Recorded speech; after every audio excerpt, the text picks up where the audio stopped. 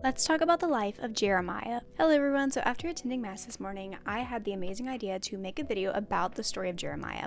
I was really fascinated by what was told in the liturgy today surrounding him being stuck in the pit, so I decided to do my own research to find out more about his life. So today was the 20th Sunday in Ordinary Time, and the reading during the liturgy that mentioned Jeremiah goes as follows. In those days, the princes said to the king, "Jeremiah ought to be put to death. He is demoralizing the soldiers who are left in this city, and all the people by speaking such things to them. He is not interested in the welfare of our people, but in their ruin." King Zedekiah answered, "He is in your power, for the king could do nothing with them."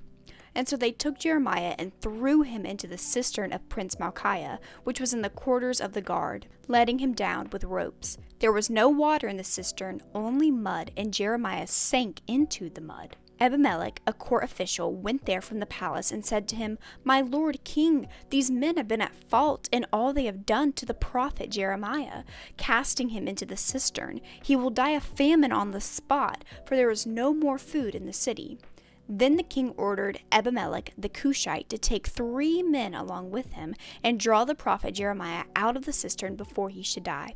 And this was Jeremiah 38, 4-6, 8-10. Now I know for me, someone who was not familiar with Jeremiah's story, this was a really confusing passage from the Bible, but let's talk about his story. So Jeremiah was an Israelite priest during the final decades of the kingdom of southern Judah. He was born to a priestly family in Anathoth, which is only 3 miles from Jerusalem at that time. After being called as a prophet in the 13th year of the reign of the King Josiah, he spoke for God for 40 years to the people of Judah. Jeremiah was known to receive God's call at a young age. It is estimated that he was around a teenage age during this time.